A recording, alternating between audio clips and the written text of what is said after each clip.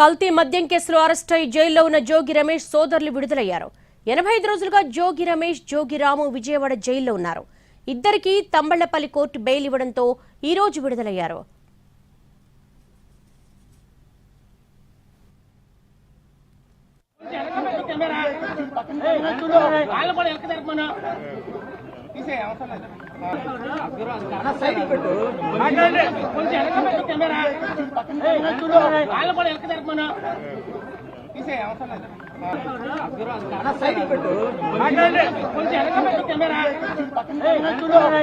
ఎనభై 83 రోజులు అన్యాయంగా అక్రమంగా ఒక అక్రమ కేసు పెట్టి ఫేక్ కేసు పెట్టి ఈ రాష్ట్రానికి ఒక ఫేక్ సీఎం చంద్రబాబు నాయుడు, ఒక ఫేక్ సీఎం నెల్లూరు, మదనపల్లి, విజయవాడ 3 జైళ్లలో 3 కారాగారాల్లో ఒక సామాన్య ఖైదీలాగా ఎన్ని ఇబ్బందులు పెట్టారో ఈ రాష్ట్ర ప్రజలకు ఒకసారి మీ ద్వారా తెలియజేస్తా ఉన్నాం. అక్రమ మద్యం కేసు బనాయించేటప్పుడు చంద్రబాబు నాయుడిని, చంద్రబాబు నాయుడు కుటుంబాన్ని, లోకేష్ కుటుంబానికి నేను ఒక విజ్ఞప్తి చేశా.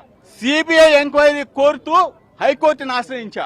హైకోర్టుని ఆశ్రయిస్తే వెంటనే వచ్చి నేను అంతకు ముందు కనీసం 10 మీడియా సమావేశాల్లో చెప్పా, చంద్రబాబు నాయుడు, లోకేష్ దమ్ముంటే సిబిఐ ఎంక్వైరీ చేయమని చెప్పా, నార్కో ఎనాలిసిస్ టెస్ట్ కైనా సిద్ధమని చెప్పా, లై డిటెక్టర్ టెస్ట్ కైనా సిద్ధమని చెప్పా, తిరుమల వెంకన్న స్వామి సన్నిధికి వస్తే నీ భార్యా బిడ్డలతో వస్తే నా కుటుంబ సభ్యులతో వస్తా, ప్రమాణం చేస్తానని చెప్పా, అమ్మ కనకదుర్గమ్మ దగ్గరికి వస్తే ప్రమాణం చేద్దాం రమ్మని చెప్పి అడిగా.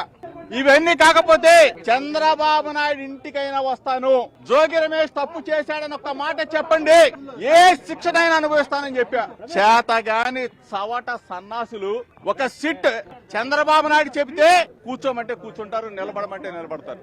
చంద్రబాబు నాయుడు కొడుకు లోకేష్ కి చెప్తా ఉన్నా, 3 నెలల పాటు నన్ను జైల్లో పెట్టినంత మాత్రాన మీ ఆనందం, మీ రాక్షస ఆనందం తీరిందా అని అడుగుతా ఉన్నా.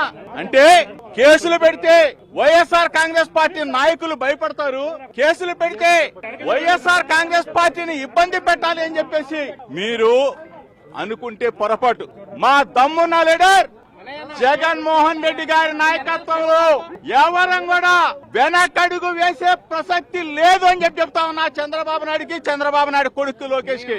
83 రోజులు